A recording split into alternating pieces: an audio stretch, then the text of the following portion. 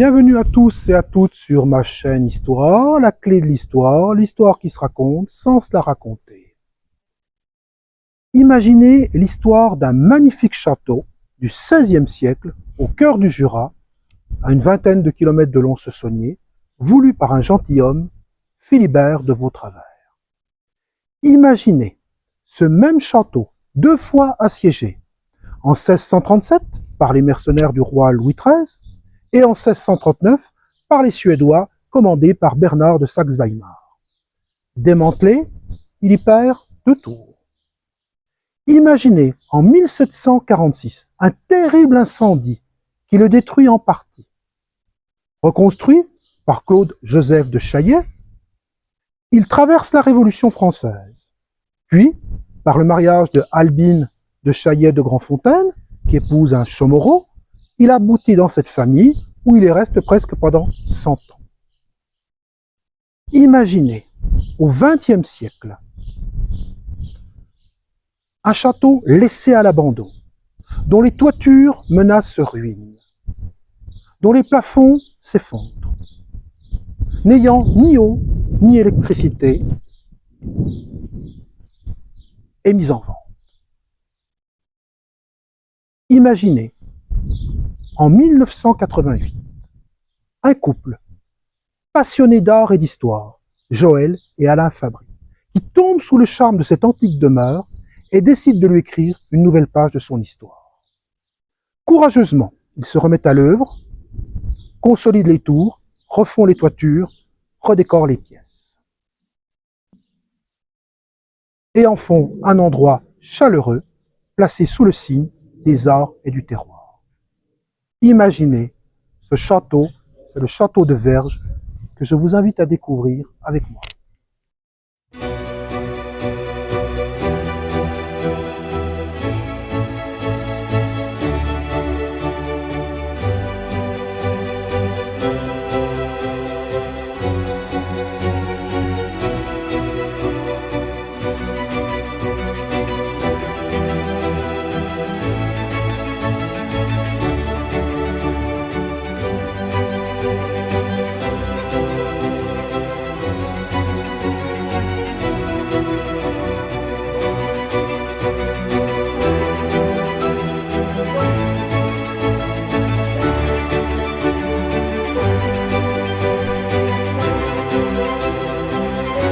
Au XIIIe, XIVe siècle, un premier château est édifié. On voit derrière moi une des tours qui en reste, par Albéric de Verges, qui vivait en 1240. Son lointain descendant, Jean de Verges, en 1556, décide de vendre sa seigneurie. 2 propriétaires s'y succèdent. Jean de Laubépin, qui n'y reste pas pour des raisons financières, mais surtout Philibert de Vautravers, capitaine, gouverneur du Val de Domblanc et Voiteur, et gentilhomme de la chambre de Charles Quint, l'homme le plus puissant d'Europe. Il décide en 1562 d'édifier un nouveau château, symbole de sa puissance et de son prestige. Nous nous trouvons dans le hall d'entrée du château de Verges. On sait en 1562 que Philibert de Vautravers décide d'édifier ce nouveau château, mais il va y incorporer les éléments du château ancien du XIIIe, XIVe siècle. Alors pourquoi ce choix?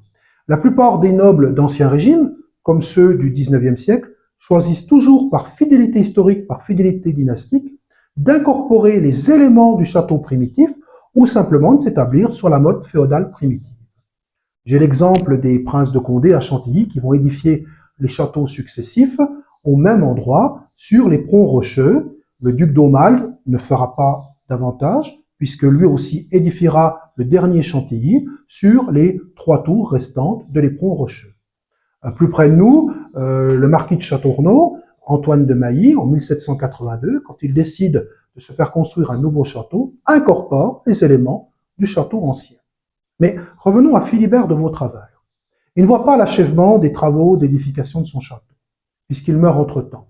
On peut d'ailleurs voir sa plaque tombale dans l'église de Domblanc, à côté de Voiteur. C'est donc son épouse, par fidélité, par amour, qui décide de poursuivre l'achèvement du château. Elle le termine en 1593.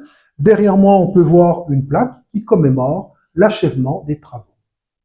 Plus tard, le château, par mariage, atterrit dans la famille des Chaumorot, puisque Albine de Chaillet de Grandfontaine épouse un Chaumorot, et ils vont rester dans ce château pendant près de 100 ans. Ce château de Verges est conçu pour la défense, mais aussi pour résister aux attaques, aussi bien des armées ennemies que des propres paysans du seigneur. Je vous rappelle que jusqu'en 1789, le seigneur de Verges a le droit de haute et basse justice sur ses terres et qu'il a un droit absolu sur ses paysans, même si au XVIIIe siècle, la justice royale tend à faire tomber ce droit en désuétude. Mais quand même, il y a toujours des fourches particulaires qui manifestent la puissance du seigneur. Alors, ce château tourne le dos au village, notamment dans son mur d'enceinte. Et tout au long des murailles, vous pouvez voir disposer des bouches à feu qui permettaient de tirer facilement au mousquet et à l'arbalète. Alors, le château était flanqué de 4 tours à l'origine, dont vous avez une devant moi. 2 ont été démantelées. On a retrouvé d'ailleurs en 2004 une des tours harassées qui est devant moi et qui avait été démantelée lors des sièges du XVIIe siècle. Alors, ce château et ses tours étaient donc flanqués, je l'ai dit, de 4 tours.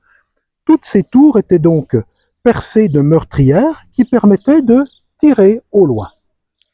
Le château de Verges possède la particularité d'avoir 2 sortes de meurtrières défensives. Là, nous rentrons sous une des tours où on peut voir un système de meurtrières. Alors, les premières servent évidemment à tirer au loin. Les secondes servent à viser les fossés. Alors justement, ces secondes qui permettent de viser les fossés sont dotées d'un trou qui permet de mettre un axe de fer sur lequel est enfilée une rotule en pierre qui permet de fermer la meurtrière, de l'ouvrir ou d'orienter le tir. La particularité du château de Verges, c'est qu'il est équipé d'escaliers à vis. Vous allez dire pourquoi des escaliers à vis? Parce qu'au XVIe siècle, c'est un symbole de luxe et de confort. Car ça permet justement d'éviter les échelles pour passer d'un niveau à un autre. Ici, je me trouve dans l'escalier qui se trouve dans la plus vieille tour.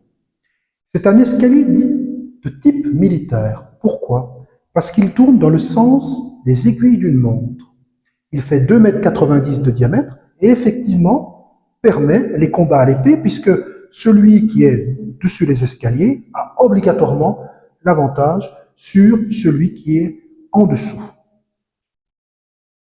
Le château de Verges possède aussi un escalier dit d'honneur et particularité de cet escalier, il tourne dans le sens inverse des aiguilles d'une montre et fait un diamètre de 3,60 m. Plus loin, on a encore un escalier peut-être réservé à l'usage des domestiques, mais qui est beaucoup moins large, 1,90 m seulement.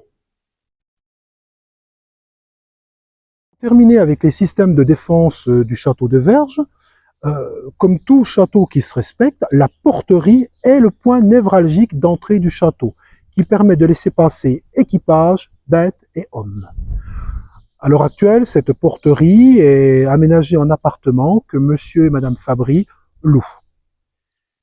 On suppose l'existence d'un pont-levis et de fossés. Sûrement des fossés secs, probablement. L'accès devant se faire par ce niveau-là. Mais on voit encore bien ici l'emplacement des anciennes douves, si tant est qu'elles aient existé, remplies ou pas. Nous nous trouvons ici dans la cuisine du château de Verges. Derrière moi, la monumentale cheminée qui porte au centre les plaques de cheminée avec les armes de Philibert de Vautravers. Ici, c'est une copie. L'original pesait 635 kg et a été mis de côté. C'est une particularité intéressante, car non seulement nous y trouvons les armes de Philibert de Vautravers, mais aussi la croix dite de Saint-André. Pourquoi la croix de Saint-André? Parce que c'est un symbole d'allégeance à la couronne d'Espagne. Petit rappel historique, quand en 1477, Charles le Téméraire duc et comte de Bourgogne, décède. Sa fille Marie, unique héritière, se trouve envahie par les armées du roi Louis XI qui veut prendre son héritage. Heureusement, elle a épousé Maximilien de Habsbourg qui parvient à lui conserver la comté de Bourgogne, la Franche-Comté. Ce sera officialisé par le traité de Senlis de 1498. Plus tard, le petit-fils de Maximilien d'Autriche, l'empereur Charles Quint, comte de Bourgogne, héritera donc de la comté. En 1558, quand l'empereur Charles Quint abdique, il cède les Pays-Bas et la Franche-Comté à son fils Philippe II, roi d'Espagne. Celui-ci ne mettra jamais les pieds en Franche-Comté, mais par contre, il déléguera un gouverneur, dont la plus célèbre est Claire Marie-Eugénie, duchesse de Bourgogne. Ensuite, en 1678, le traité de Nimègue consacrera définitivement le rattachement de la Franche-Comté au royaume de France. La salle à manger est constituée d'une voûte très aplatie, constituée de 12 bandeaux de tailles différentes, en pierre. Le remaniement a sûrement dû avoir lieu après l'incendie de 1746, avec un mur évidé, de façon à réchauffer l'atmosphère. Au sous-sol, 2 caves et une prison féodale. Je me trouve ici à premier étage noble, puisque comme toute demeure seigneuriale qui se respecte, les salons de réception sont toujours situés au premier étage. Remarquez le magnifique plancher en chêne et en hêtre, entièrement restauré par un atelier de Besançon. Le décor de cette pièce se veut du XVIIIe siècle.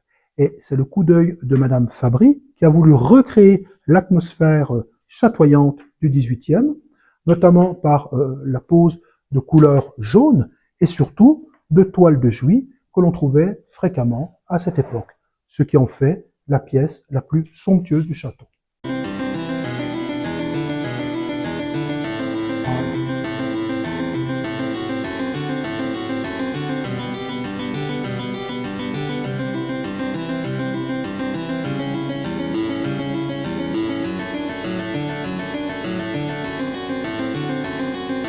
Dans la bibliothèque, qui était autrefois ancienne salle d'armes, mais toutes les armures ont malheureusement été dispersées.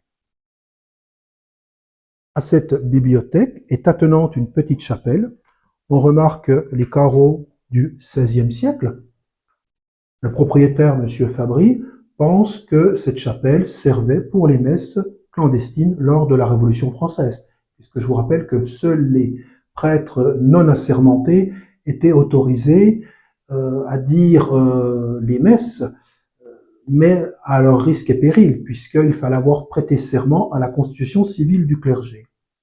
On remarque dans cet oratoire, qui a entièrement été refait par Monsieur et Madame Fabry, ces fameuses meurtrières défensives. Donc nous rentrons ici dans une des chambres. Remarquez l'épaisseur des murs. Donc, ces chambres ont conservé leur décor XIXe siècle.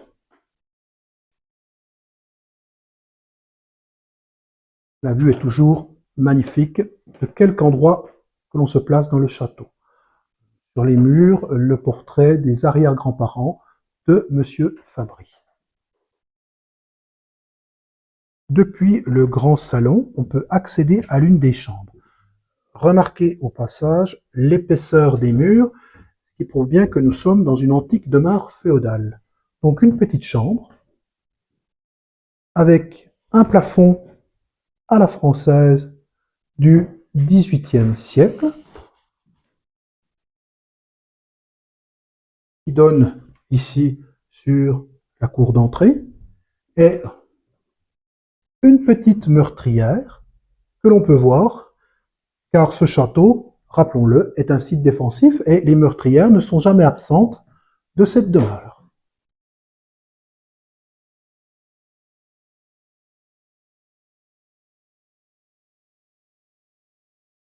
Monsieur Fabry, merci à vous et à votre épouse de me recevoir dans votre superbe château.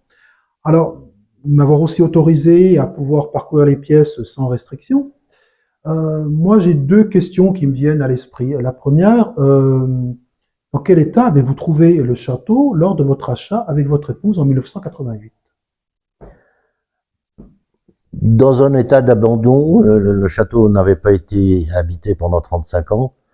Et il n'y avait pas eu de réparation pendant toute cette époque, donc il y avait des grands trous dans la toiture en deux endroits, et donc le toit menaçait ruine. Mais les murs étaient solides, ils sont très épais, comme vous l'avez dit. Et puis le bâtiment lui-même nous semblait intéressant, et nous avons eu une sorte de coup de cœur, donc nous l'avons acheté en 1988. Voilà. J'ai pu le voir lors de ma visite préliminaire. Pense-t-on que la vie de châtelain est une vie rêvée? Quels sont les soucis du quotidien quand on a des murs qui sont deux fois supérieurs à ceux ou trois fois supérieurs à ceux d'une maison, ou des toitures qui dépassent deux ou trois maisons? Oui, largement, oui. Non, j'utiliserai pas le mot de rêve. Je ne veux pas rêver particulièrement à avoir un château. Pour moi, ça répondait plus à un besoin vital. J'avais été habitué dans mon enfance à aller très souvent dans la propriété de mon grand-père, qui avait le château du gouverneur de la Bresse à Bourg-en-Bresse, à la sortie de la ville. Et donc j'y allais très régulièrement, et c'était naturel d'avoir de l'espace autour de moi, et j'en avais fondamentalement un besoin. Puis je crois que j'ai un instinct de bâtisseur et d'aménageur. D'ailleurs, dans ma vie professionnelle, j'ai commencé par être aménageur urbain, euh, chargé de la conception d'une ville nouvelle, et donc j'avais besoin d'un peu d'espace pour pouvoir m'exprimer. Vos projets du futur pour cette bâtisse? Bah écoutez, on l'a déjà donné à nos enfants. On est heureux qu'ils l'aient accepté, tout le monde ne le fait pas. Et je pense que soit les deux, soit l'un le reprendront pour continuer ce que nous avons fait. Pour l'instant, je n'imagine pas, et ils m'ont assuré qu'ils conserveraient cette propriété. Je crois d'ailleurs qu'elle est ouverte aux Journées du patrimoine, me semble-t-il. Elle est ouverte beaucoup plus largement, elle est ouverte à la visite, effectivement. Et c'est les journées du patrimoine qui a le plus de monde pour visiter, ça c'est sûr. J'imagine bien, Ouais. j'imagine bien. Monsieur Fabry, je vous remercie, vous et votre épouse, de m'avoir reçu dans cette demeure, dans ce beau salon. Et merci encore pour votre accueil et votre amabilité. Merci de tout cœur. Merci, monsieur. Avec Joël et Alain Fabry, le château de Verges ne pouvait tomber entre deux meilleures mains. Comme leurs devanciers, ces gentilshommes des temps modernes ont su préserver le château en alliant courage, science et détermination, les trois vertus d'un bon propriétaire. Et moi, je vous dis à bientôt pour de nouveaux épisodes sur ma chaîne Histoire.